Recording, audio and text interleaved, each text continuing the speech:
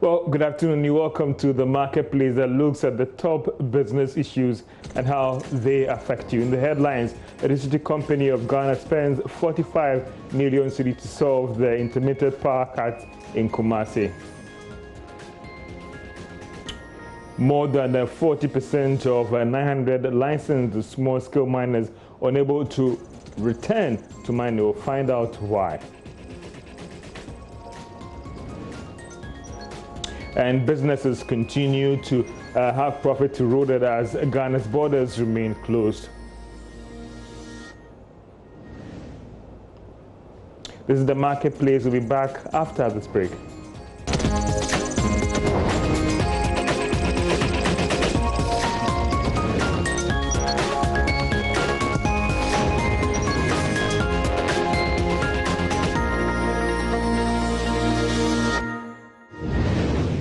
Welcome back. Now let's settle for the details. The Electricity Company of Ghana says it's investing nearly 45 million Ghana cedis in short to long-term project to address intermittent power outages in the Ashanti region. Managing Director KWAME AGYEMAN-BUDU says the company is in the process of replacing all its insulators in the region to deal with this problem. Prince Appiah has the rest of the story.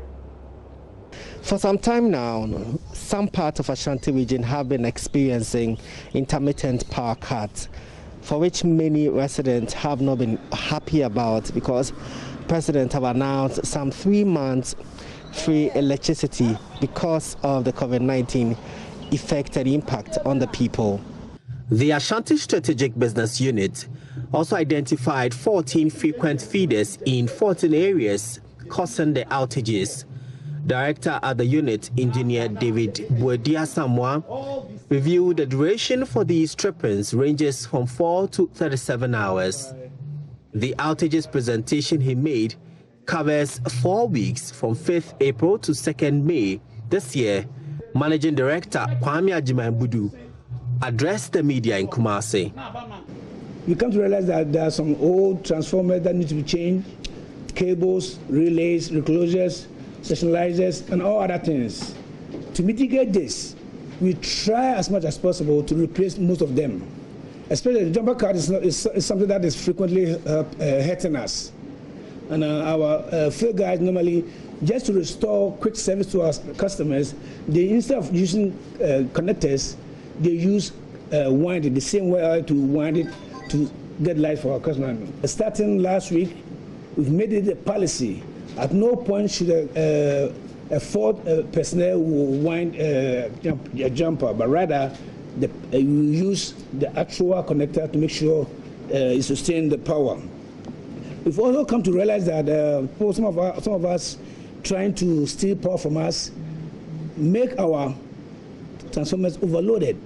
In our system, we know how many people are on each transformer, but for somebody doing illegal, will be on the blind side of us, so it will overload the transformers, and many times the overload transformer trip the feeder and causing outages. Meanwhile, the Managing Director KWAME AGYEMAN-BUDU has been explaining that the ECG is investing some 15 million Ghana cedis in the short term and a little close to 30 million Ghana cedis in the medium term to address some of these challenges and improve connectivity and power supply here in the Ashanti region. Our area here in the Ashanti region, we are trying to construct a primary substation at the Agogo area, which will link Konongo, Agogo, and Jisoo together, so that we have a stable service. We are spending about 15 million Ghana cedis to reinforce the system or our network. We are also trying to, in the medium term, we try to pump in 29.5 million cedis, and we plan to install, construct at Adanse, Asokwa area, which will link Kumasi, Obuasi, New Dubiase, so that we can have a stable network or service. The amount that I just said, it's not like it's sitting there. It's ongoing.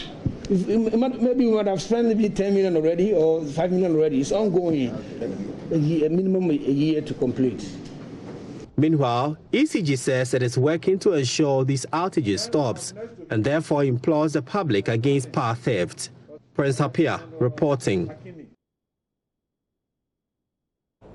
Now, Small Scale Mining Association says government's ban on small-scale mining to streamline the sector has been counterproductive. Kofi Yurenchi, Vice President of the Association, sat with Odile and Tiamor and asked that close to 40% of illegal small-scale miners will never be able to mine again, while legal ones are back in with impunity. We'll give you an extensive report on Wednesday in this AM News report. Illegal mining happens both in small-scale mining and large-scale mining. It's not peculiar to small-scale mining, but there are licensed small-scale mining and then licensed large-scale mining as well. So we should be able to differentiate between this. And for me, if we want to prescribe any solution, it is important that we identify and define the problem well so that we can tailor solution to the problem. But if we don't do that and we lump everything together, then in the first place, the solution that we're going to prescribe is going to even be wrong. My last two questions are on certification for closure and then also on training. From 2013 up to about 2018, the World Bank and some allied partners have spent about $47 million in the sector trying to streamline, trying to train. Do you feel this? Well, this is my first time of hearing this amount of money, and we've gone through some trainings and all that. So perhaps maybe we might have attended some of their trainings and all that. But the amount, 47 million, did you say they've invested? Well, I'll be very happy if I can have access to that document and study it well so that I can really speak to it well. But what I know is government is taking steps. And when I say government, not this government alone, but previous governments up to this government, they are taking steps to make sure that the sector is well regulated and done responsibly. What I feel they've not done it so well is how they engage stakeholders, especially small-scale miners. For me, I think that going forward, it should be participatory engagement where we'll be seen as partners so that we can contribute meaningfully into the discussion. And not enemies. And not enemies, and not the kind of engagement where information is just delivered. Government has done this, so go ahead and do it. Government has done that, so do that. That does not bring development, it doesn't bring buy-in. So it is important that we are engaged as partners, and then together we do it. And I'll give you an example. For instance, this 3% withholding tax that has been passed and then generally is seeking to enforce, for instance, it is going to be inimical to the sector. It's not going to help. It's going to reduce production. And like I said, any tax that is targeting revenue is a bad tax in the first place. And so it is important that we review that and then find better solutions of taxing the small-scale miners for the general development of this country. Now, export numbers have dipped by more than 50% for food processing company that is Blue Skies as COVID-19 causes transport disruptions. Food processing company Blue Skies Ghana have been badly hit by the impact of COVID-19 on international travels, causing export numbers to dip by 50%. Now, this, the company says, is detrimental to its production as 98% of its market is international. Supply chains for the food and agricultural industry have been heavily impacted by COVID-19 as border restrictions still remain in many countries. This has also led to an increase in demand for essential product groups, including food, as consumers rush to stock up. However, transport delays and cancellations are affecting the ability of companies to export stock effectively. Blue Skies Ghana is one of such companies to be affected as it is unable to meet demand internationally due to inconsistent air travel arrangements. Reginald ASHITEY is the head of logistics at Blue Skies Ghana. We do 40 tons on a daily basis before COVID. As we stand now, we are doing less than 15 tons a day because of COVID.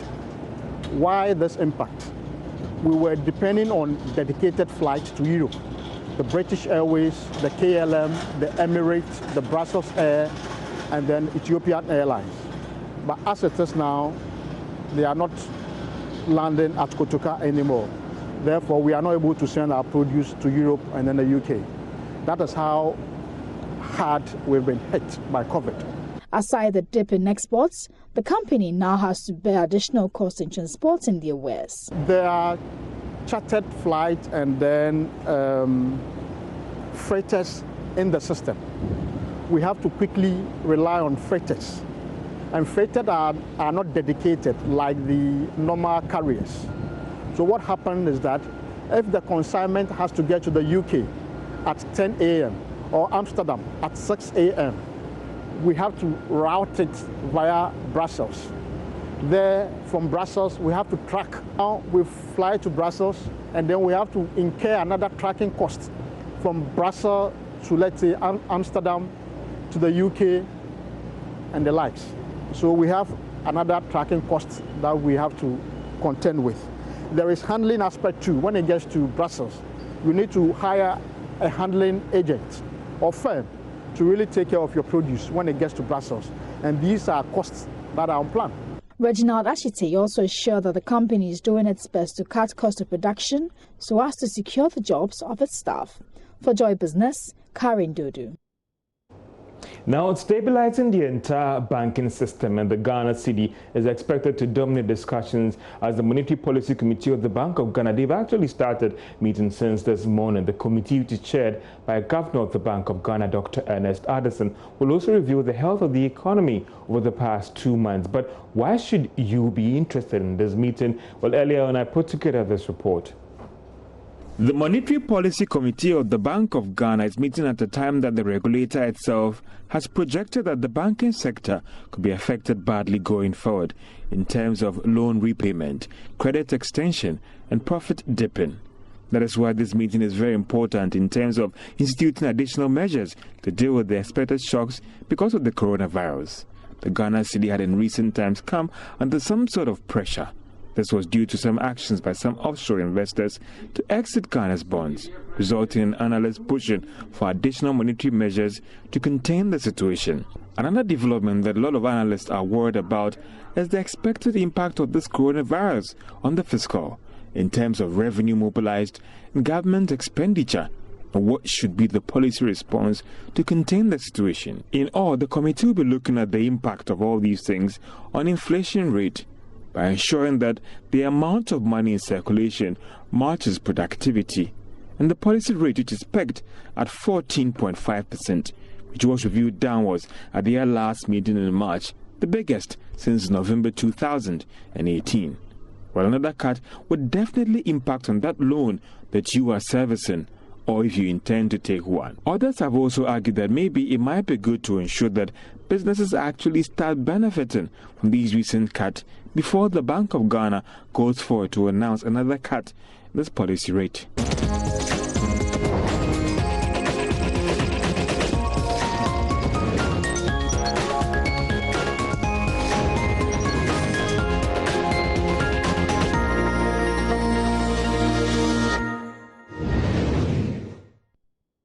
While the National Board for Small-Scale Industry has begun stress testing of its systems to make sure that the modalities and the disbursement of the 600 million Ghana cedi for small-scale businesses is done well, well, several sectors have waded into discussions asking for their members to be given the priority. The latest is the Savings and Loans Association. With me in the studio is Aboagye-Wiafe. And so let me get the understanding. Do you want it to be directed at your members, or you want it to be channeled through association, or what do you exactly want? Thank you very much, George. This is the association made up of savings and loans companies. So we want it to be channeled through the savings and loans companies. And we must commend the government for taking the decision to support businesses in general. And the savings and loans companies, we have already been supporting this agenda. Just last week, we supported one facility, health facility, taking care of the COVID-19 patients. We are also continuously supporting our individual clients, those who are hard hit. They approach their respective institutions, and the institutions also tweak their contract and all those things. We believe that if the government, who has supported the banking sector all this while, from last year and to now, we have the offices around the country. we have the processes, the structures, the appraisal, the recovery of the loan itself. Some clients are over-indebted, which we have the database. We can even check to know that somebody is over-indebted. Again, we want to use this opportunity. If they use the savings and loans companies or rural banks or finance houses or microfinance companies, we believe that you are also supporting the regularization of all these small businesses, roping them into the banking sector. Again, we have the systems, the structures to ensure that if somebody is going wayward, you're able to bring the person back online. You are aware that if they bring the money, or the NBSSI as the parent body, using the savings and loans companies to do the appraisal and disbursement, one thing that will happen also is that it will also improve liquidity position of these savings. But some would say that we have the mainstream commercial banks. Maybe let's use them. The bottom line is that we believe that the small-scale entities, those small, the petty traders that we want to support, entrepreneurs, we have the majority of them. We have the skill. If you come to Ghana and you want to support SME development, you think the sector is right place to do that? Savings and loans companies, then you are not actually doing what you want to do. Let's come back to how the sector is faring in the wake of this coronavirus in terms of withdrawals and deposits. What is the situation now in terms of your liquidity position? Are people, because of COVID-19, withdrawing more? And also the bit about you pushing for some stimulus package. Let's first start with your situation right now in terms of liquidity position and what has been the response from customers. Are they just withdrawing everything? Because that's what we hear.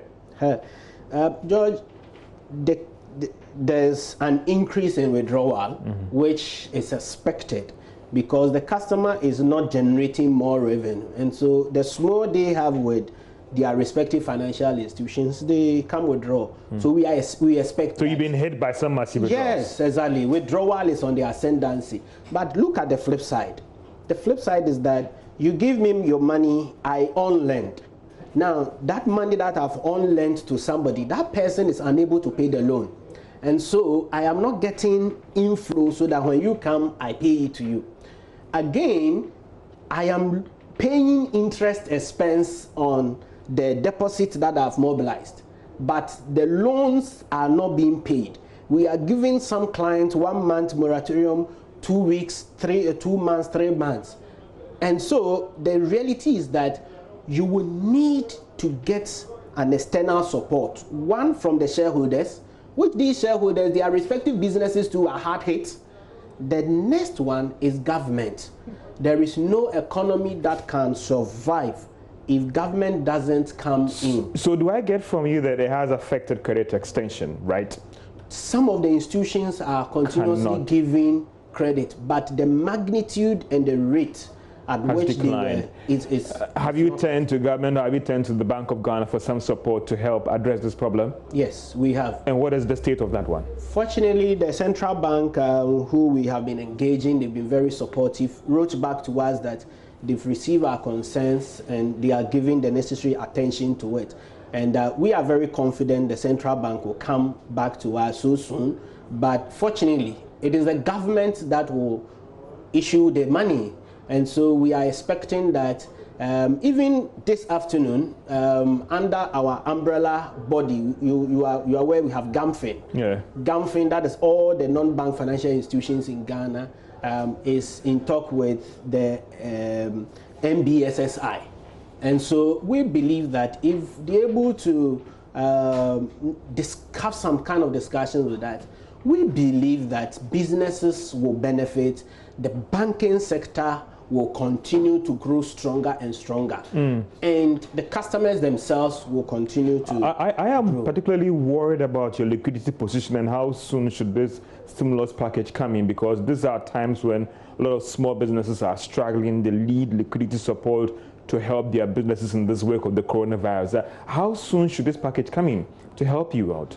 For some of the institutions, it should be as soon as yesterday. And you get the signs that it will be done, because it looks like we've not heard about anything government putting together something for you guys. We can't speak for the government. We believe the government is thinking about how to position the sector.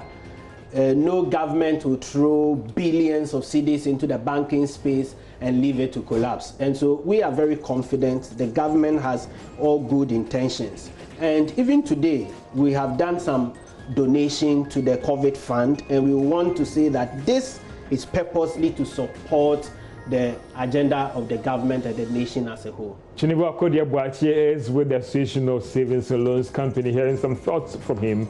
Well, we don't get him down for Marketplace. Have a good afternoon.